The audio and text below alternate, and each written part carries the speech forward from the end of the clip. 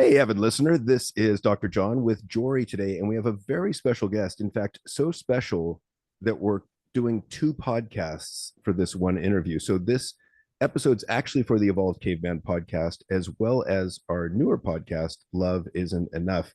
And our guest today is Shana James.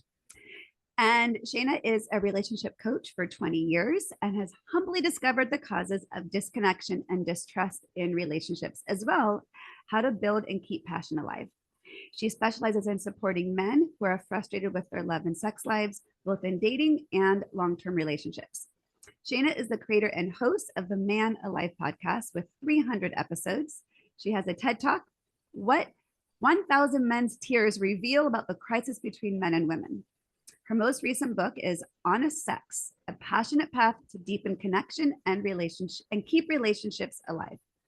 Shana has a master's in psychology and has facilitated decades of workshops based on her training in communication, mindfulness, psychology, and sensuality. Oh, this is right up our alley, Shana. I am so excited. We are soul sisters and we are brothers. soul sisters that I kind of nudge John and I'm getting in on this interview too, because I want to be a part of this. So, I was reading your book to her, and she was like, "Oh, wait, why aren't we doing this for Love Isn't Enough?" I was yeah, well, let me check with her. Yeah, this is great. So thank you so much for being here. I can't wait for this conversation. Yeah, thank you so much for having me. So I just read your bio, but can you tell us in your own words how you got to where you are? And I want to hear more about men's tears. Yeah. I was just writing something recently about this where, I've had, I don't know, probably more than 1,000 men cry with me at this point, because I was leading workshops for a while where I was on a team of women where men came to get honest and loving feedback from us. And it radically changed my life. I was in my 20s when I started that. And it was so heartbreaking and heart affirming at the same time, like to really realize what men were struggling with and how I had never had a window into their hearts and their struggles. And it changed me. And I don't know. I committed. It sounds like they may not have even had a window into their hearts and their struggles until given a platform to access. Yes, well said, right? It was a place where we made it safe for them to come forward in that way. And I think that is, that's something that I imagine you two talk about. And the way I think about it is that relational healing that happens, right? Where we create that kind of safety and then everybody heals in the process of it. Absolutely. Yeah, some of that healing relational work can't be done outside of partnership. That's kind of this paradox. Yes, though I do feel like that is what I do when I'm working with men. It's like, okay, we get to take on sort of role play, but sort of more like soul play, maybe I would call it, right? It's like we get to come to each other and play in that space of intimacy. Like, can you be with me right here, right now? Can we be present? Where are the defenses? Where are the ways that we try to be someone who you think I need you to be? And we get to play that out so that then you can go back into a relationship where the stakes are a lot higher and have more experience there. Yeah, it's interesting to me because I use that phrase a lot with the men that I work with. Play and just, thanks for playing with me, or let's play around with this, or why don't you just play around with this throughout the week? Because it drastically reduces the emotional stakes involved in what we're doing here. Totally. And it's like it's just fun experimentation.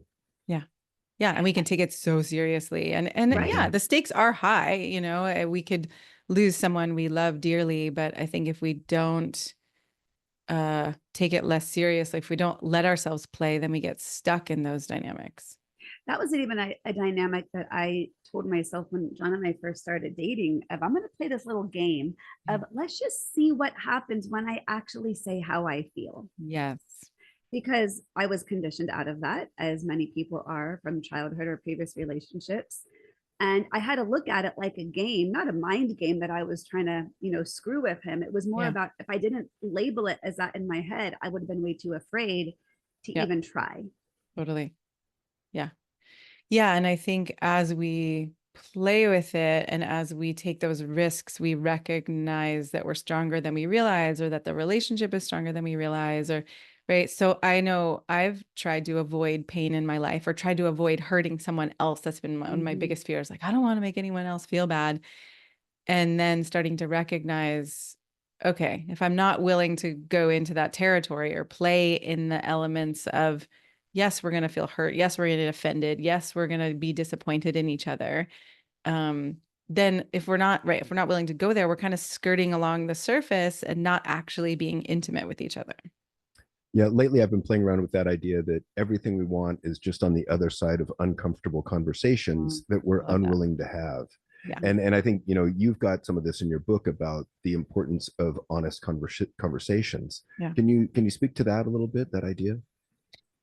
Yeah. And in the book, I really talk about like what is honesty, as I was doing some research and realizing it had not been written about in a very long time or explored. It was like, okay, well, there's the kind of honesty that I think is destructive, right? Like you're being an asshole, or I hate you, or which might be true. Right. It might be true. Maybe like that's my honest but it's not going to be very right relational and lead to greater connection, likely. Exactly, right. It pushes people away. And so then I started exploring, okay, well, what kind of honesty actually creates intimacy, and how do we mature our honesty so that we can go to that next level deeper than the surface conversation, right? It's like so many couples are fighting over the socks on the floor or whatever it may be on the surface, and actually underneath that. And part of how I came to that was watching my parents and seeing, oh, neither one of them feels supported or understood or cherished or appreciated. And so all the things that they're fighting about are actually this surface level, but deeper than that are the real pains that people don't always talk about.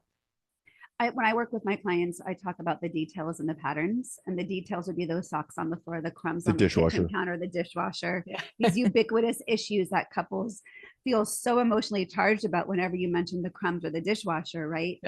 But I'm really interested in those patterns, and it's really scary to look at. And I mean, even in mine and John's relationship, we've done a lot of this deep work that really we got into after he broke up with me 2 years ago for a short period of time, and delving into what's underneath my fear of not being able to speak to those patterns of the hurt, the vulnerability. And it's usually some really deep attachment wounds. Yeah. Agreed. And easier said than done to get through. It takes a lot of courage to go there.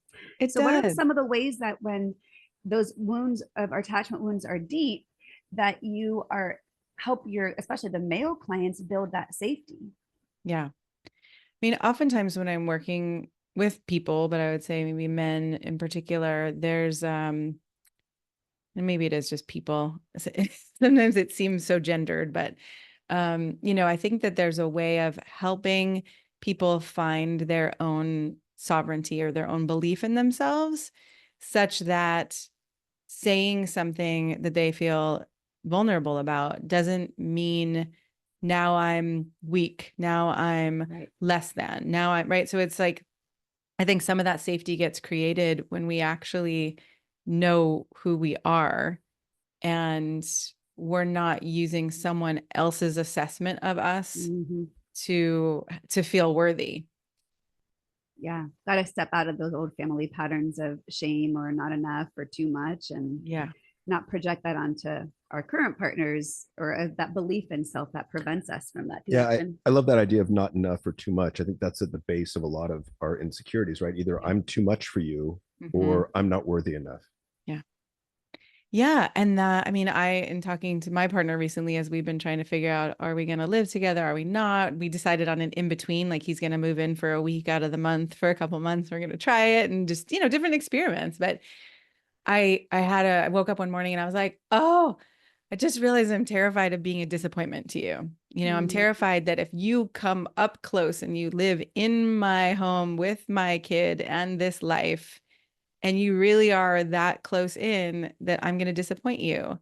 And I could have not gone to that deeper level and just been on the level of the surface, which is like, it's too much. I'm too busy. I don't, I'm this, I'm that, and just been in those protections. But then we get to really have a conversation about, okay, well, what happens if we do disappoint each other? And what would be the disappointment, and how do we want to navigate this together? I would say what happens when we disappoint each other. Exactly. 'Cause it's gonna Because we happen. are going to disappoint each other. Well, and we've learned, especially in some of our dynamics, that some of John's old patterns of avoidant behaviors where he would shut down and withdraw, Yeah. it was because he was dealing with shame over having disappointed me, Right.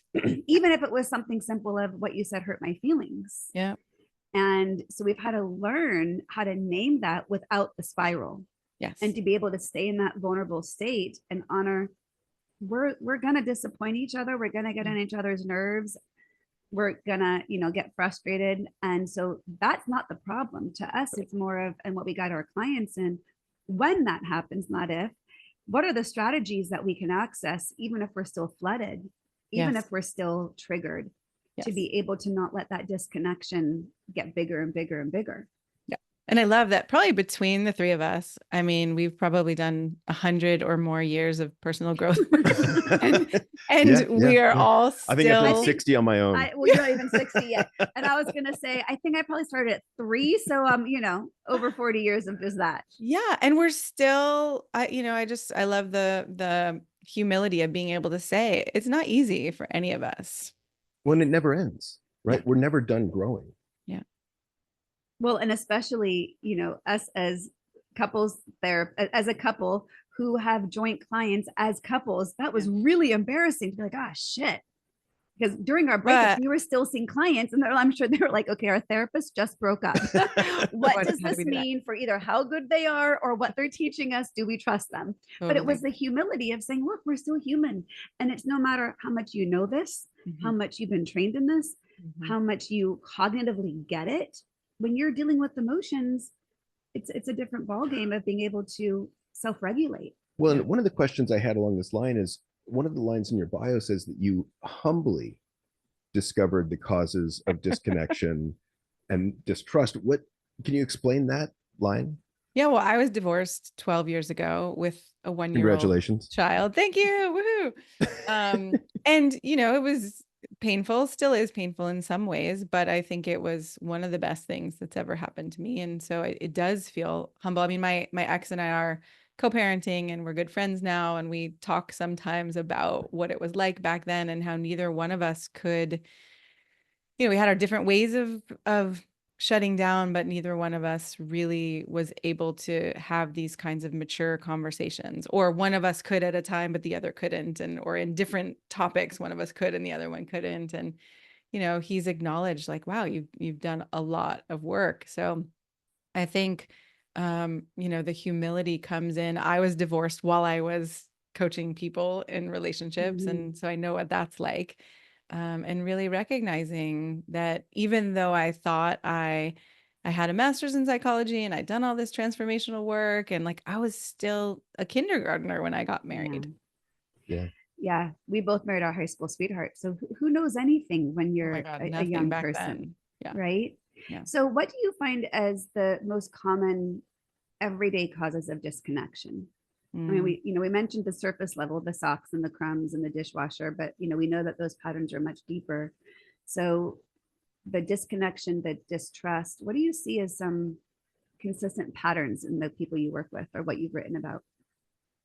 Yeah, I mean, it reminds me of something that my partner has said to me, which he said, I've never had this kind of intimacy in a relationship. And because we can talk about anything, he said, like, I feel trust that we can get through anything. And I think that so often people are scared to say, I just got my feelings hurt, like you said, or I'm really struggling with the way we divide responsibilities, or so some of it I think is just a fear of being known.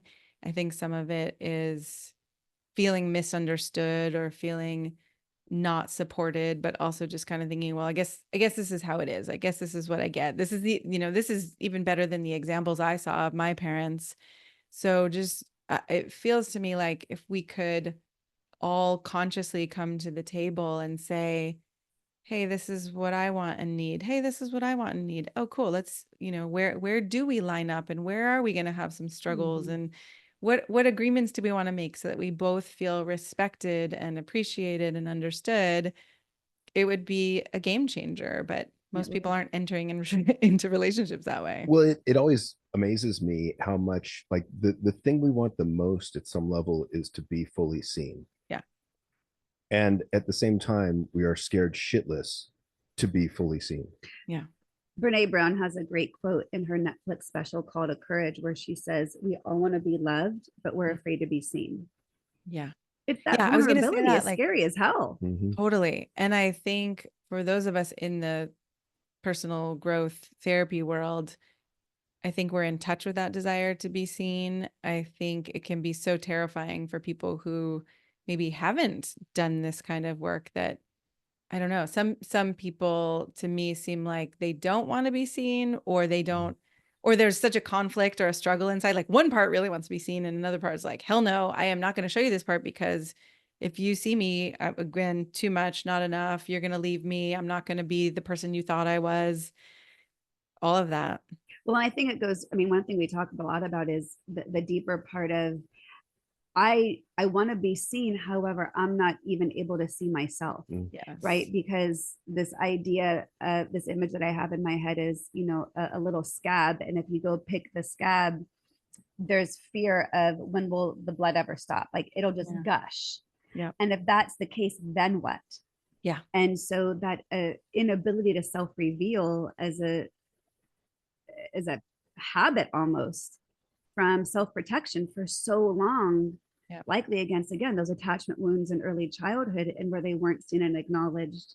Yes. And I mean, those are some of my favorite moments when I'm coaching, again, people, but like there's specific moments with men where, as a woman ally or a woman who's helping them heal some of the wounds with women, to really pause them and be like, hey, I see you there.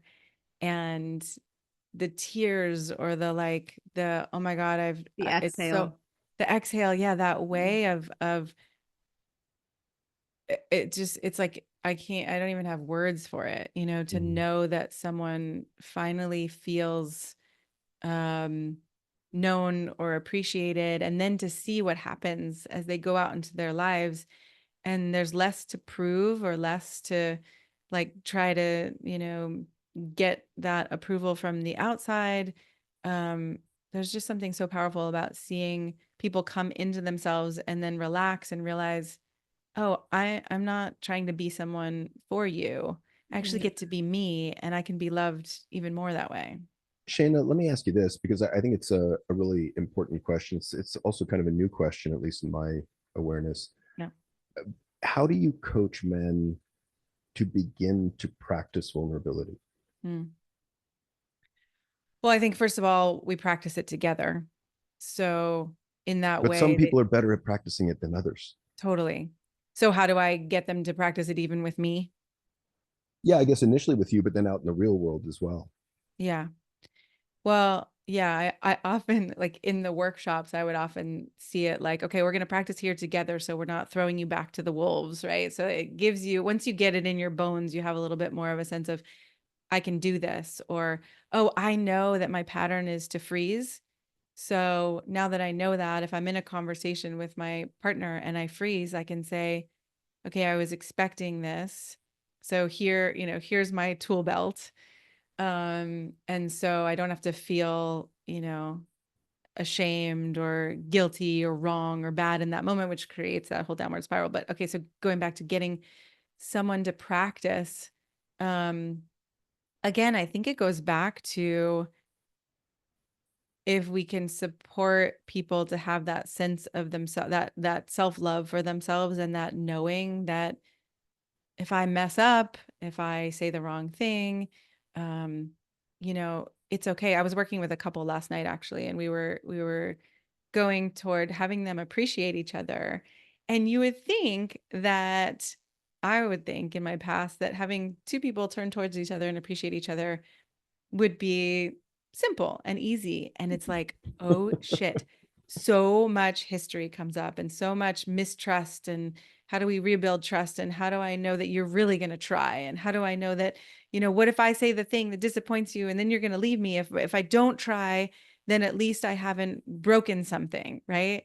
So I think there's, again, just slowing down and seeing, okay, what gets in the way and what do you need to feel safe here? And how can we create that together so that then again, when you go back out into your life, you know what you need and you can create that for yourself instead of hoping that someone else would create it for you. Yeah, I think it's just a really fascinating question to me of how and when should we be vulnerable, especially for men, because I've coached men to do this for years, and it's fascinating to me because sometimes they're with a person that can deal really well with it. Yeah. They can be And vulnerable in sometimes not. response. They can validate. They can hear you, and then some days, I remember having a high school student who was getting vulnerable with his girlfriend and had some tears, and the girlfriend was like, "Dude, stop being such a pussy." Oh, So that's kind of, there's two, yeah. that's the two ends of the spectrum and everything in between. Yeah. And so I think part of our challenge in being more vulnerable is that fear of how's the other person going to respond to this. Yeah. Well, and I think it's building a muscle. Yeah. If I could just interject real quick, it's building a muscle, right? I mean, one of the hallmarks to our relationship stories, I said to John early on, like maybe 3 months in, I accept all of you. And I meant it. Yeah. But it took him probably 8 years to believe that. Yeah. And even though I could have shown up in the way that was allowing vulnerability, depending on where he was at internally, would give him that internal access. Yeah. Whether it was, a trauma trigger thought from his past or fully present in the moment or mood, sleep, whatever, right? Like, yeah. So I think even the access is a spectrum of moment to moment, even irregardless of the safety net that this current relationship is striving to have or actually really has. Yeah. And I think as humans, getting to the place where we can actually accept our partner in their idiosyncrasies and their weaknesses and not make it mean, oh, you're not who I thought you were. Mm-hmm. It takes a lot, but I think it's masterful. And I do talk about that in my TEDx talk where, I say that not only do I support men to be more vulnerable, I also realize that a lot of women, so when in the heterosexual dynamic, like a lot of women, because we haven't seen men be vulnerable, when they are vulnerable, we can panic and we can think, oh shit, my rock is gone. He's now going to be a puddle on the floor forever. Women don't have the experience that, oh, as I create this kind of safety and I love this man and his vulnerability, he's actually going to come through this stronger and more loving at the same time. When you haven't had that experience, it can be terrifying. And so I think there's some education there too for people. And also trying it out. Like I suggest that people don't get vulnerable about the most vulnerable thing in their life first, right? Even just a small thing of admitting that we're nervous and then seeing how someone reacts to that. If they're like, oh, stop that, don't be nervous. So do me a favor, define vulnerability for someone who doesn't know what the word means. Because I think that's important too. Yeah. I think for me, vulnerability is just admitting to something that maybe we feel scared to say or feel scared to be seen, or it's something tender that we hold close to us and maybe that we worry, okay, if somebody sees this, are they going to still love me? I was going to say, how would I, how would you define it? Yeah. Sharing, I think it's important. To me, vulnerability is sharing my authentic truth. And I think of it as, or acting in, not just, maybe it's not just communication, but acting in, or you could act vulnerably. I mean, it's a state of being, it's an action, right? It's a verb. It's not just a thought or a concept. In my mind, it's an act of doing, but to me, it's authentic truth. I guess I see it as the sharing of your internal world, your thoughts, feelings, that internal landscape, much of which we're terrified to share with someone because we're afraid of being judged or disappointing someone. Or I mean, and many people have that desire, but may not even know how to begin to access their own part. So I think that's a challenge. How would you say for someone who has the desire to be more vulnerable, but doesn't even know what that means? Because if you haven't been socialized or around people who use language or role model that level of internal self-awareness, then it might be just a big black hole of, I don't even know where to start. What do you mean? Yeah. Well, first you got to figure out what you feel, which is one of the reasons I fell in love with your book, because it starts out with self-awareness. And I'm like, damn, yeah, she's on point. Yeah, first you have to figure out what you feel and what's happening inside here and your emotions and your sensations. And I also spent a lot of time with people asking the question of what do you actually want? Because if we don't know what we feel, we usually also don't know what we want. If we've been conditioned out of it, there's expectations and there shoulds. And so again, one of the things I think that surprised me is that people often come to me. Some people come with a lot of clarity. Some people come with a sense of clarity, but I don't know if I could ever have this. And then some people come with a like, I don't even know. I just know I want something to be different, or I just know I want it to feel a certain way, but I don't know what I really want. I just know Or- I don't want the next 5 years to look like the past 5 Yeah. years. Or I want Exactly. to stop feeling the way I've been feeling. Yeah. But I think in response to all this, I think three of the most important questions we can ask ourselves is, how do I feel right now? Just to build that muscle of emotional awareness. Yeah. What do I want? Yeah. And what do I need? Because a lot of times adults can't answer those. No. And like those are fundamental self-awareness questions. Yeah. And I get stuck with the want need because I've definitely been a good girl, disappear my desires to make other people happy. And so sometimes for me, I don't even separate the want need. I'm like, I don't know if this is a want or a need, but here's one, one of them. And I think it is valuable to distinguish, but I also think if we have a hard time, we can just start with, I don't know if it's a want or a need, but there's something. It's about desire to me and tuning in. And especially, I mean, men and women are each going to come with their own unique challenges of being able to access. And I think women especially are conditioned, like you said, outside of it as caretakers. Yeah. And I don't know if you know who Dr. Edith Eger is. She's a 95-year-old Holocaust survivor. I love her. Yeah. I love her too. And a couple of years ago, she posted on Instagram 4 questions. It was actually on Passover, which was the anniversary of when her family got taken back in World War II. But she said, the 4 questions she was going to ask different this year was, what do I want? Who wants it? And I think that's really interesting because she qualifies that sometimes what we want, we actually aren't sure, is it me who wants this, or is this what somebody else wants for me, or what I've been conditioned to push aside my own needs. So what do I want? Who wants it? What am I going to do about it? And when? And I give those 4 questions to my clients to journal on. And I myself journaled on that, the first one, for months, honestly, where every day it was just getting the muscle built. It doesn't matter, am I going to achieve this? Is it going to happen? Am I over attached to it? But just building that muscle of being curious. If I'd have to take care of anybody else right now, what do I want? When I think we parents lose that connection with our wants and needs, right? Because I know when I was a dad of 4 young kids, like, what do you want for dinner? I don't care. Like, what does everyone else want? Because I'm the easiest one to please. So far easier to just subjugate my needs to allow for the greater good. Yeah. And I think that was my family dynamic too. Growing up was like, okay, at least if people could get what they want, maybe there'd be some semblance of peace or happiness here. So I don't care, right? I just want the joy. I want the lightness. So let's talk about sex. Yeah.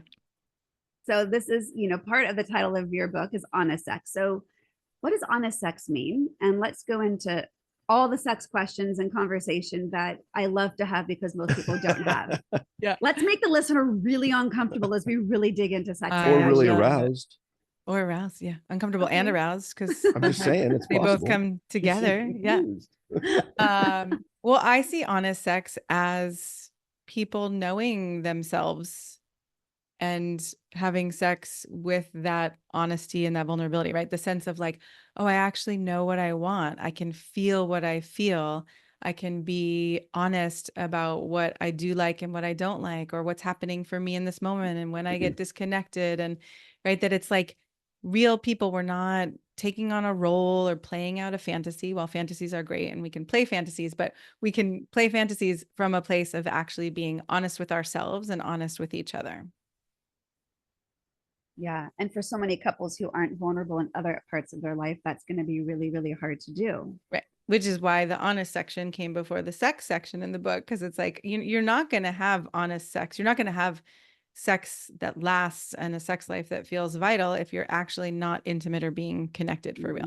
Well, yeah. And if you don't know what you want and need in bed, you can't ask for it. Also, if you don't Right. feel worthy of asking for it, you're not going to ask for it. Exactly. Well, and one of the things that we've really learned is how often people are people pleasers Yes.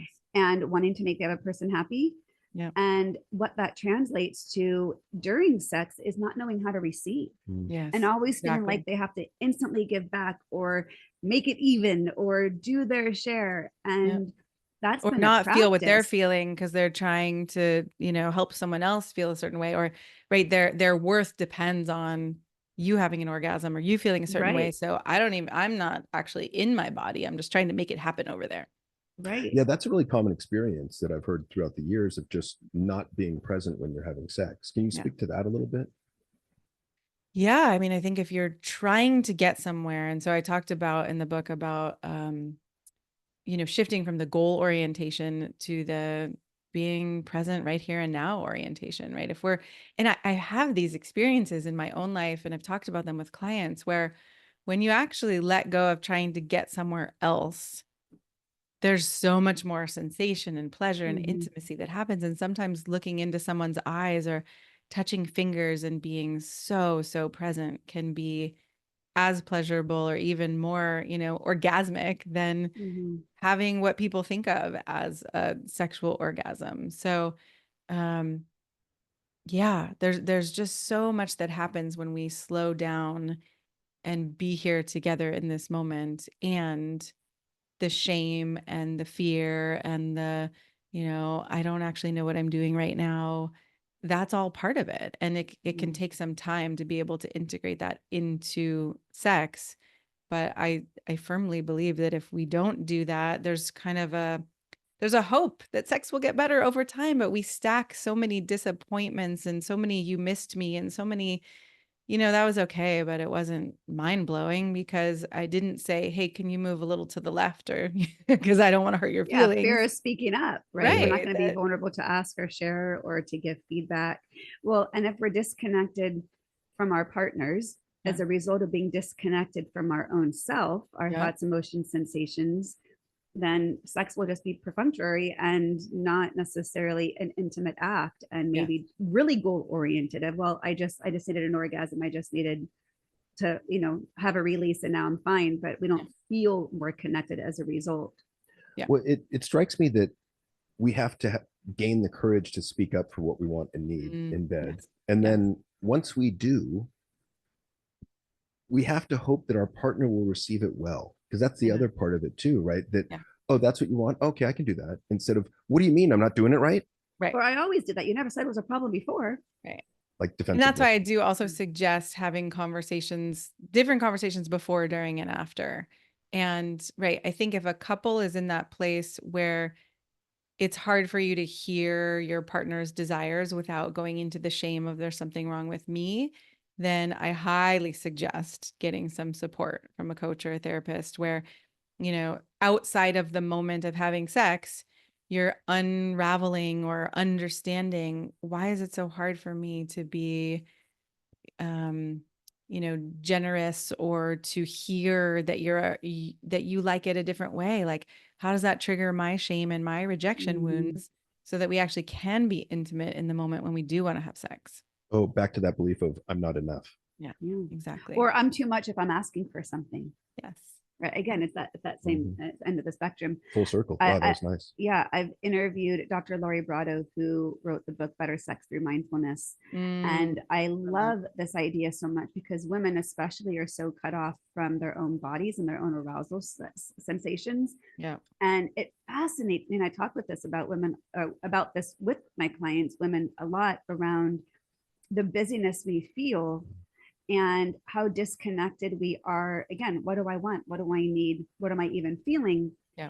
And in her studies, she does a test in which they insert a vaginal probe, basically like a vibrator with a detection at the end, almost like an ultrasound, and have the women watch porn and ask the women, are you aroused? And they're like, nope, not aroused. Meanwhile, the probe is like, no, you're pretty aroused. Wow. And it's amazing to me Interesting. that they are so cut off from the physiological response. Now, Yeah. we know, especially, and I think Emily Nagoski talks great about the difference between arousal and desire. Yeah. And so we might not be feeling desire, but our body is still getting aroused, right? Yes. And again, if we're disconnected, it comes down to like so many of these root challenges, right? Fear of vulnerability, disconnected, lack of trust. Yeah. I blame Rene Descartes. I think therefore I We am. could I go all think the way back therefore I there. am. He totally fucked us Yeah, by Oh my he God. started I the mind feel body split. therefore I am. Yeah, that's what it should be. And That's where it all starts. yeah, Yeah. let's go back and blame the He's the philosophers. bastard Seriously. that started it. I think also not making ourselves wrong in every moment is the doorway, because what I'm starting to notice as I'm in this perimenopausal phase is there are moments where my body can be turned on and my mind is kind of like, do I want this? Why do I want this? What am I doing here? And that's new for me. I'm like, okay, that's a disconnect that I have not had before. And I could beat myself up, make myself wrong. My partner could do the same thing in his mind, like, what is wrong with her? But Or take that personally. right, or take it personally. what's And the wrong with me? only way that we get to get through that and find the path through is being really intimate with it. Like, wow, what is it like to be disconnected in that way? And okay, what is that part of you that doesn't want it? Like, what's really going on there? Like, if we really listen to ourselves and listen to our partners, we can grow together and learn together. And I think that creates the intimacy that then allows for the passion to Yeah. thrive. And I want to call out what you just did because I think it's very important. And what Shana just did there for the listener is she switched to curiosity. Yeah. And that's such a big fucking deal. Mm-hmm. Yeah. Yeah. To go It's from huge. defensiveness to go just from self-focus to Judgment. curious on the other. Well, the other part of what she just did in that description was naming the part of you, not all of you, right? Yeah. So it's not your identity, it's this piece of you, which is, like some internal family systems work, right? Like what Yeah. is this part of you that is experiencing? This does not define all of you, and this isn't Yes. permanent. This is present moment. Yeah. And recognizing, oh, this isn't permanent. I think we solidify, and there's not a word that's like permanentize, but like we make things permanent Right. with our judgment or with our Sure. attacking or blaming someone else or, not being curious. Then it's like, well, I guess that's how it is. Well, maybe it wouldn't be how it is if we actually talked about it or if we, I like the open. word petrify there. Like, because I Petrify. think we Yes. petrify a lot of our beliefs, Yes. right? And we get Yes. rigid thinking and we can't get past them. We can't Yeah. think of a world that doesn't have that Yeah. as we're thinking of it. And then we petrify the dynamics. And then it's like, okay, well, who wants to open their heart and their body when they're feeling judged or when they're feeling like, something isn't going to change or you're not going to see me for who I really am, or you don't care about me and these parts of me. Like that doesn't have us want to open to each No. other. Well, I think it also opens up this idea of different levels of what we define as intimacy or how we define sex, because it's not just intercourse, right? And, Yeah. I remember listening to Glennon Doyle's podcast, and Abby Wambach goes, when she brings me coffee in the morning, that's the start of our sex. Yeah, exactly. And I love that, right? It's these intimate moments that are unique and just between the two of you. It could be a glance, it could be a touch, it could be a word, it could be a generosity. But Yes.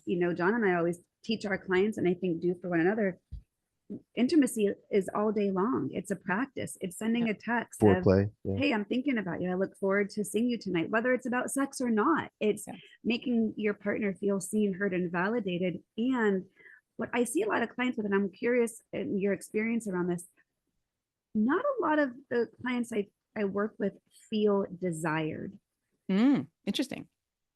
Do you come up against that around, maybe the love and the safety and the trust and the connection is there, but expressing desire can be vulnerable, right? It's like, well, if Right. I express desire for you, but you reject me, or what I was taught when I was young, that if I expressed desire, I looked like a slut, or right. There's so many ways. And so that another place of getting curious, like, oh, okay. So if I don't feel desired by you and I come to you and I'm like, I don't feel you're not desiring me. This is, I don't want to give you what you want because you don't want to give me what I want. It's very different than hey, I don't feel desired by you. Can we talk about this? Can you help me understand, what would it be like for you to express desire, or what keeps you from expressing desire? Is there something I'm doing that's creating this dynamic? And, here are some of the things I'm thinking about that would show me that I am desired by you. That, again, it's like that level of conversation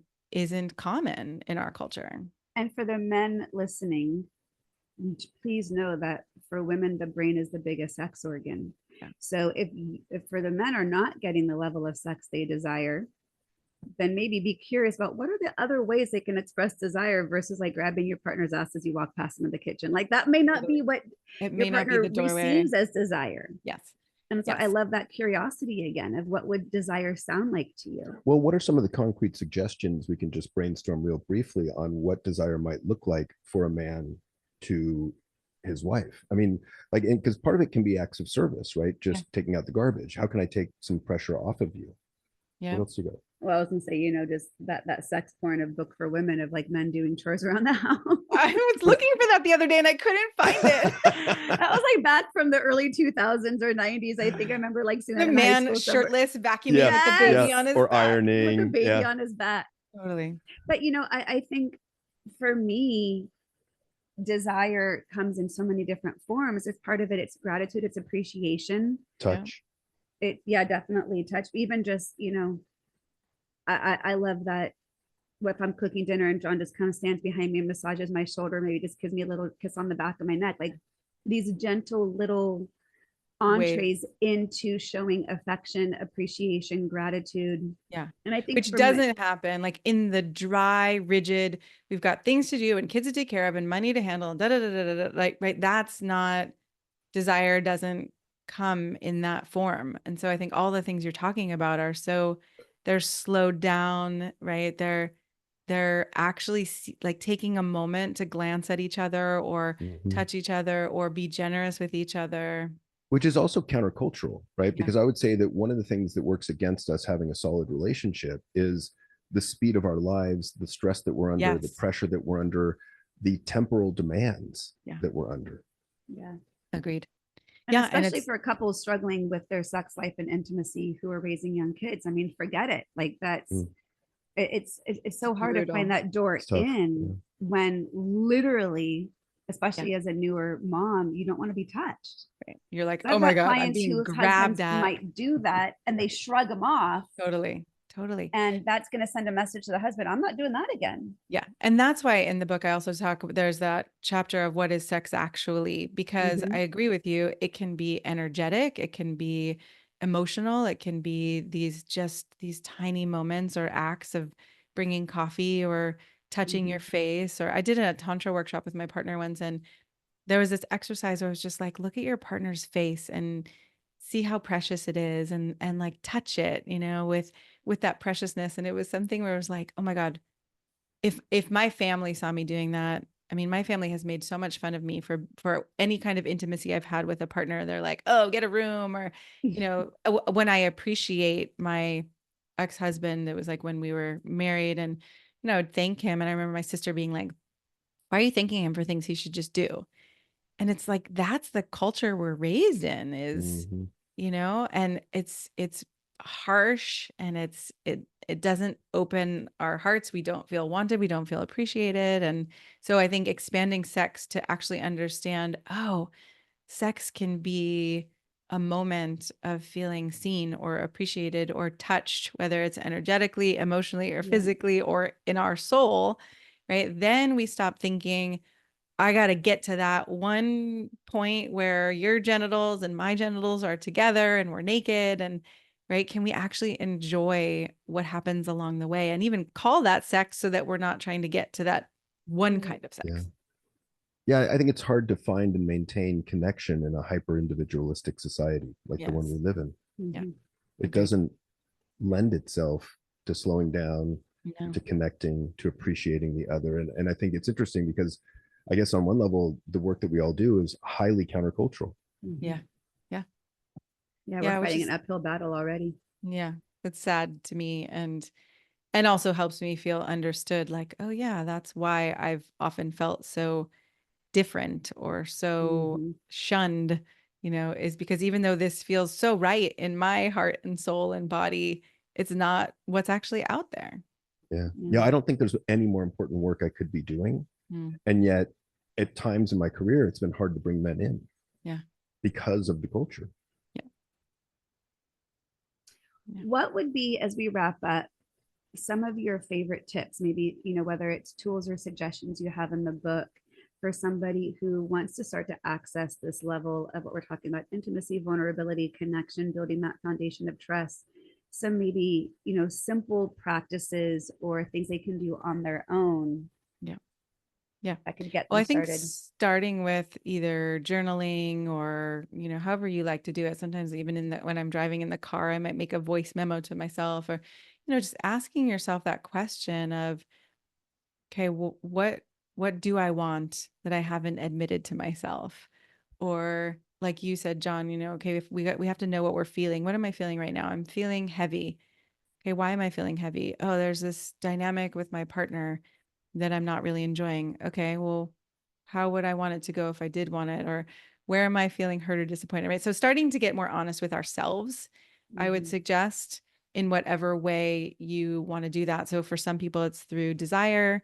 For some people, it's through the back door of like what I don't want or what I'm not enjoying is, because sometimes it's hard to get to desire.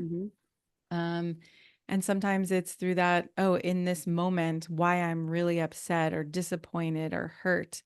And to see if you can take the lens of blame or shame or, that's someone else's fault.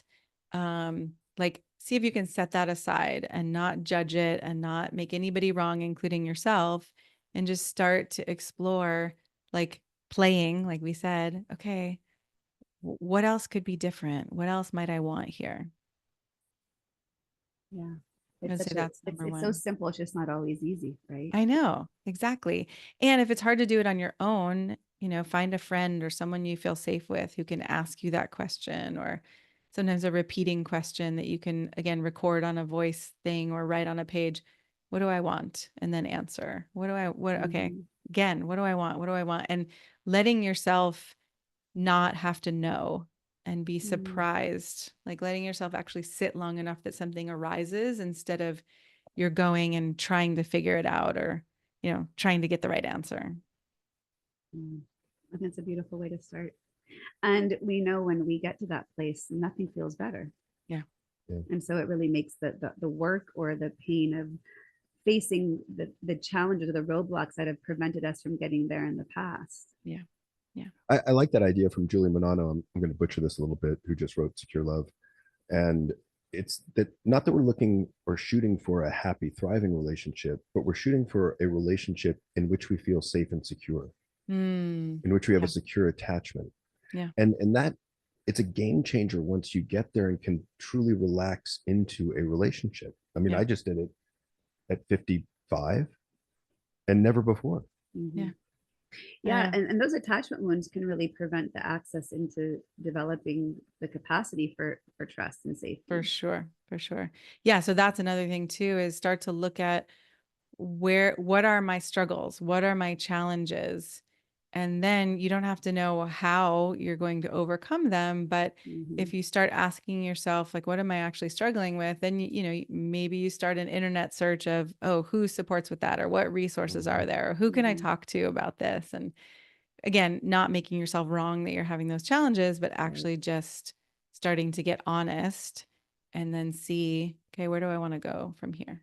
Well, and I think one of the things that John and I really value, I mean, we did it in our own relationship, but it's also the basis of our Love Isn't Enough relationship coaching, is recognizing, being clear on what is my work to heal and what is the relationship work to work on. Right? Because sometimes you could be giving the best tools and resources for couples, but if those attachment wounds have not been addressed individually, you're going to have a really hard time accessing those tools and those resources. And, coming back to what John had said a moment ago about security and trust, we've also found, both with ourselves and with clients, the more of that security, that's the greater sounding board for playfulness. Yeah. That's and where joy banter, actually comes from. Right? Like you can't banter if you're not feeling safe. No. And then it's going to come across as a criticism or as a jab or as a dig. And then it's going to spiral and like the layers, or just even into better intimacy and more fulfilling and satisfying actual sex, not just intimacy. Exactly. Yeah, Exactly. and we know that we have to feel safe and secure. And if we don't, you effectively cut off half of the positive emotions available to you. Yeah. So I think that's a really strong argument to shoot for Yeah. a relationship in which you feel safe and secure. So one more question, just in wrapping up, is there anything we didn't ask you that we should have? I was going to ask that one. Good job. Yes. I don't know. I don't think so. I mean, I went back to the topic of safety and security as you were talking about it. And I was imagining, just had all these flashes before my eyes, and, a couple where like one person makes a joke and then the other person feels hurt.